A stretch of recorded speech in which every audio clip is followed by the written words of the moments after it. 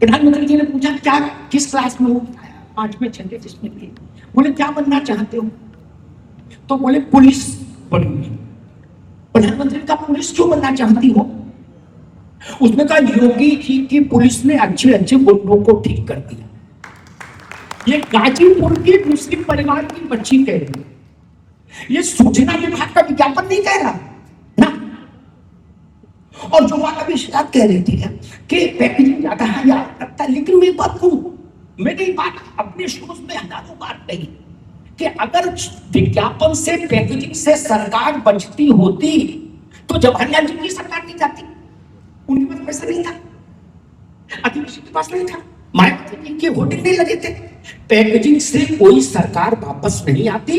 योगी आदित्यनाथ की सरकार कामों का अपने उपलब्धियों से वापस आएगी, पैकेजिंग से आ ही नहीं सकती।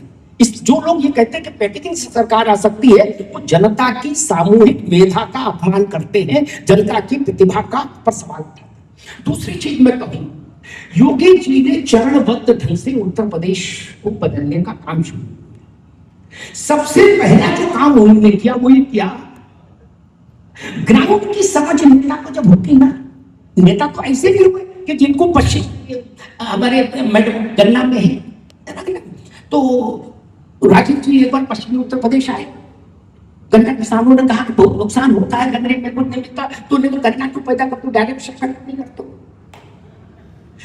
आपको जमीन की समझ नहीं होगी तो आप ऐसे ब्लंडर करेंगे। योगी जी जब आए तो इस बात को सुनिश्चित किया उत्तर प्रदेश की मुख्य बीमारी क्या है। यूं तो हजार बीमारियां हैं, लेकिन मुख्य क्या है? बोले कानून व्यवस्था। तो कानून व्यवस्था दुरुस्त कर दी उन्होंने सबसे पहले।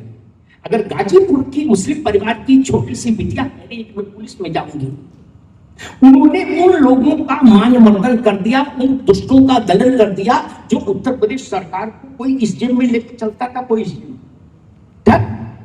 जो पुलिस को गिरफ्तार कर लेते थे। आप लोग को बहुत सारे बच्चे छोटी उम्र के सब नौजवान बैठे हैं, इन लोगों ने ऐसा दृश्य देखा होगा कि पुलिस को गिरफ्तार कर लिया, मुख्यमंत्री को चिरौरी करनी पड़ रही कि तुम्हें हमारी कसम मान जाओ, पुलिस को छोड़ दो, सवाली लोगों को पकड़ लो लेकिन पुलिस छोड़ दो। ऐसे लोग थे।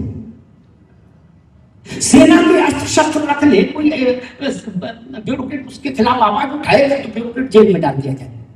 योगी जी ने वो सब दुष्टों का दलन किया, क्योंकि हमारे यहाँ रामायण में कहा गया कि दुष्ट दलन रघुनाथ कला की। एक कर्तव्य राजा का दुष्टों का दलन भी है, चिट्ठी पत्री लिखना नहीं, पत्रांक दिनांक आदि हस्ताक्षर करता, ये सब नहीं, ऑन स्पॉट निर्णय होना चाहिए। योगी के शासन ने उत्तर प्रदेश को यह भरोसा दिलाया कि अन्याय का प्रतिकार तत्काल होगा, प्रभावी ढंग से होगा, स्थायी तौर पर सुनिश्चित करेंगे कि दोबारा वो चीजें उठ के खड़ी ना हो। इसलिए उन्होंने जमीन का समतलीकरण किया, वहां गरीबों के लिए मकान बनाए और उनको चाहिए सब काम 20 साल के भीतर। वहां से बात शुरू, फिर वो आगे आए तो निवेश पर गए कि अब पैसा आना चाहिए, क्योंकि तब तक पैसा नहीं आ सकता था जब तक अतीक और मुख्तार थे, तब तक पैसा नहीं आ सकता था। कौन पैसा लगाए? जो पैसा लगाए वो मरे, जो पैसा लगाए उसका पैसा भी जाए, जान भी जाए। वाराणसी में पुरानी लोग याद और एक भूमिका परिवार था, वो विश्व हिंदू परिषद के कोषाध्यक्ष थे। जानते हैं ना, अटल जी की सरकार थी, भाजपा की सरकार थी, उनका बच्चा उठा लिया गया, बच्चा जिंदा नहीं मिला फिरौती देने के बाद। योगी ने ये सब बंद कर दिया, फुल स्टॉप, किसी सी कीमत पर नहीं मिला। ये उनकी फिर निवेश पर गए, और निवेश के लिए बुनियादी ढांचा चाहिए, तो बुनियादी ढांचे की दो चीजें मैं बताऊंगा, आंकड़ों में बहुत नहीं पड़ता, लेकिन दो चीजें मेरे मन की हैं। आपको शायद बहुत कम लोगों को पता होगा, ब्यूरोक्रेट्स को तो पता होगा, बाकी को नहीं। ये जो जेवर इंटरनेशनल एयरपोर्ट बना है, ये एशिया या दक्षिण एशिया के साथ सबसे बड़ा एयरपोर्ट है, और इतनी बड़ा लैंड बैंक विश्व में किसी एयरपोर्ट के पास नहीं है। जितना बड़ा लैंड बैंक अभी इसके नाम है, बड़ी तो है, 4 चरणों में इसका विकास हुआ, इतनी जमीन किसी के पास नहीं, मुख्यमंत्री ने बताया। इसमें एक भी रुपया केंद्र सरकार से नहीं लिया गया। कितनों को पता है?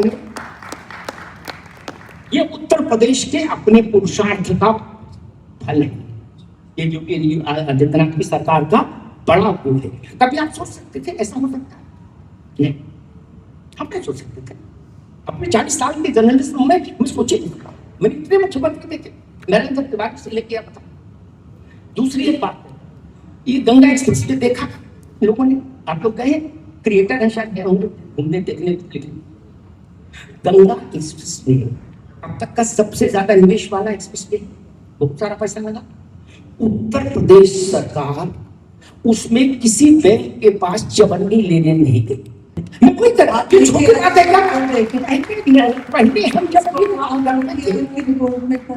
उत्तर प्रदेश रेवेन्यू सर्विसेज, पहले हम जब भी बात करते थे तो सरकारें कहती थी करना तो चाहते, पैसे ही नहीं। ये दो देश के सबसे बड़े प्रोजेक्ट उत्तर प्रदेश की आर्थिक पुरुषार्थ का टेस्टिमनी है, उसका प्रमाण पत्र है। एक तीसरी चीज जो योगी आदित्यनाथ ने की वो ये की कि उन्होंने इस बात को समझा कि हर जिले के पास अपनी विशेषता है। वो अद्भुत किस्म की योजना लेकर आए, एक जिला एक उत्पाद। उसने इस उत्तर प्रदेश के सामान्य व्यक्ति में उद्यमशीलता, एंटरप्रेन्योरशिप जनरेट की कि हम भी कुछ कर सकते हैं। सहारनपुर की लकड़ी की नक्काशी का सामान दुनिया भर में जा सकता है और फरीदाबाद की नमकीन भी दुनिया भर में जा सकती है। ये योगी और हाथरस की भी जा सकती है। ये मोदी जी ने सुनिश्चित किया। एक तरफ जेवर और एक तरफ हाथरस की हींग की चिंता।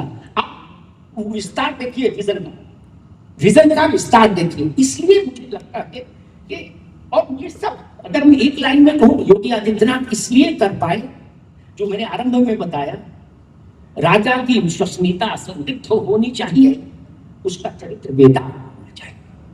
जब तक ये नहीं होगा तब तक आप नीचे चीजों को सुव्यवस्थित ढंग से जमीन पर नहीं उतार पाएंगे। टाइम बाउंड ढंग से चीजें बनती हुई मेरे ख्याल से उत्तर प्रदेश के लोगों ने पहली बार देखा होगा कि समयबद्ध ढंग से चीजें कैसे बनती हैं, और वो भी इतनी बड़ी नहीं। वरना एक पुलिया बनने में, मैडम मैंने वो समय देखा, एक पुलिया बनने में सरकार बदल जाती थी। यहाँ पे तो प्रभु राम के घर को बनने में 500 वर्ष